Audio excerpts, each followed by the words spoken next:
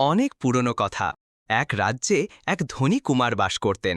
তার প্রচুর সম্পত্তি ছিল, কিন্তু দেখাশোনার জন্য একটিও ছেলে ছিল না।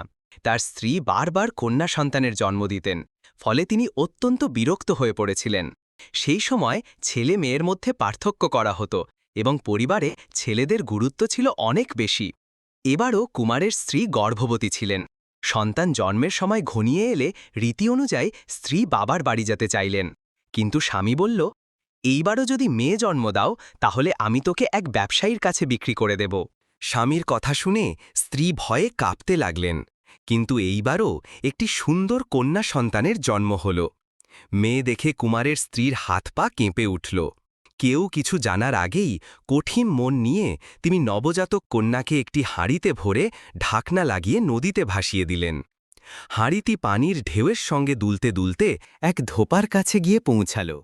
ধোপা পানিতে ভাসতে থাকা হাঁড়ি দেখে কৌতূহলবশত ঢাকনা খুললেন। ভেতরে ঘুমন্ত এক নবজাতক কন্যাকে দেখে তার চোখ বিস্ময়ে বড় হয়ে গেল। তিনি হাঁড়িটি টেনে নদীর পাড়ে নিয়ে এলেন। ঠিক সেই সময় আকাশে উড়তে থাকা এক চিল হঠাৎ ঝাঁপিয়ে পড়ল এবং শিশুটিকে তুলে নিয়ে উড়ে গেল। ধোপা হতবাক হয়ে তাকিয়ে রইলেন। চিল শিশুটিকে নিয়ে গেল এক পিপল গাছের ওপর নিজের বাসায়। ছোট্ট শিশুটিকে দেখে চিলের মধ্যে মাতৃত্ববোধ জেগে উঠল।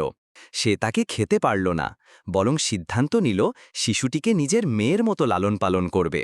এখন প্রতিদিন চিল যেখান থেকে ভালো খাবার পায় সেখান থেকে ঝটপট নিয়ে আসে আর মেয়েকে খাওয়ায়। ধীরে ধীরে মেয়েটি বড় হতে লাগল।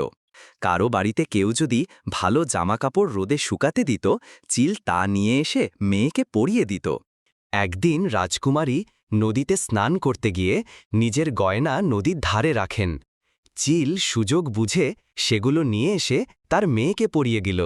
এইভাবে পিপল গাছের ওপরে বসবাসকারী মেয়েটি ধীরে ধীরে বড় হয়ে এক অপূর্ব সুন্দরী যুবতীতে পরিণত হল। তখন চিল চিন্তিত হয়ে মেয়েকে বলল, তুই এখন বড় হয়ে গেছিস, আমি তোকে রেখে প্রতিদিন দূরে যাই। যদি কোনোদিন বিপদে পড়িস বা খুব ভয় লাগে তাহলে এই গানটা গাইবি, আমি সাথে সাথে হাজির হব। পিপল গাছের ডাল নড়ে, চিল মা সামনে হাজির। একদিন এক রাজপুত্র গরমে ক্লান্ত হয়ে পিপল গাছের নিচে ছায়ায় বসে বিশ্রাম নিচ্ছিল। হঠাৎ তার হাতে একটা লম্বা চুল এসে পড়ল। সে চারপাশে তাকিয়ে উপরে চোখ তুলতেই দেখতে পেল এক সুন্দরী মেয়ে গাছের ডালে বসে আছে। রাজপুত্র জিজ্ঞেস করল, তুমি কে, পরী নাকি পিশাচিনী? গাছে বসে আছো কেন? মানুষ হলে নিচে থাকতে।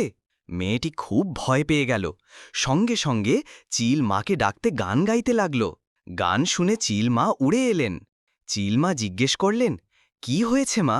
মেয়ে কিছু না বলে নিচে দাঁড়িয়ে থাকা রাজপুত্রের দিকে ইশারা করল। চিলমা রাজপুত্রকে দেখে ভাবলেন, যদি এই ছেলের সঙ্গে মেয়ের বিয়ে হয় তাহলে আমি নিশ্চিন্ত হতে পারি। তিনি রাজপুত্রের কাছে গিয়ে সব খুলে বললেন। রাজপুত্র জানালো তার আগেই 7 জন স্ত্রী আছে, তবে যদি আপত্তি না থাকে সে চিলের মেয়েকে বিয়ে করতে রাজি। চিলমা কিছুক্ষণ ভাবলেন, তারপর মেয়েকে বুঝিয়ে গাছের নিচে নিয়ে এলেন। মেয়ের হাত রাজপুত্রের হাতে তুলে দিলেন। বিদায়ের সময় চিলমা বললেন, যখনই আমার দরকার পড়বে গান গেয়ে আমায় ডাকবি, আমি তখনই আসব। রাজপুত্র চিলের মেয়েকে রাজপ্রাসাদে নিয়ে গেলেন। খুব ভালোবাসা ও যত্নে জীবন কাটতে লাগল। কিন্তু আগের 7 স্ত্রী এই বিয়ে মেনে নিতে পারলেন না। তারা হিংসা করতে লাগলেন এবং মেয়েটিকে কষ্ট দিতে লাগলেন। একদিন তারা বললেন, তুমি একা সবার জন্য রান্না করো। চিলের মেয়ে তো কখনো রান্না শেখেনি। কাঁদতে কাঁদতে সে প্রাসাদের পেছনে গিয়া চিলমাকে ডাকল।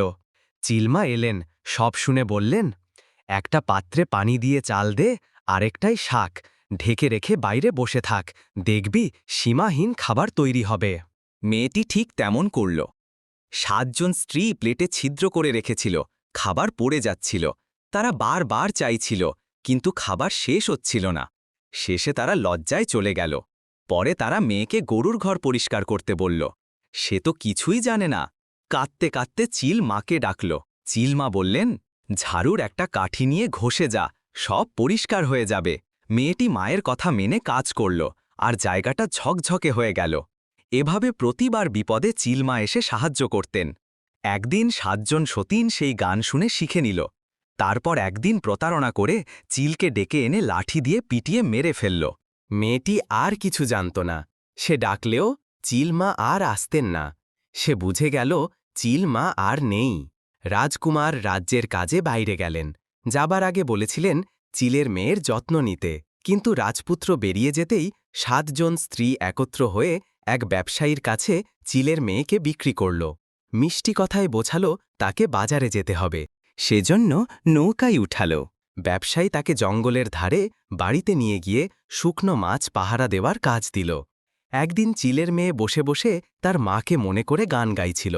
সেই সময় রাজপুত্র নদীপথে ফিরছিলেন। তিনি সেই কণ্ঠস্বর চিনে ফেললেন। নৌকা থামিয়ে এসে সব শুনলেন, আর মেয়েটিকে নিয়ে গিয়ে ভালোভাবে গোসল করিয়ে নতুন পোশাক গয়না পরালেন। তারপর এক কাঠের বাক্সে ছিদ্র করে মেয়েটিকে ভেতরে বসতে বললেন।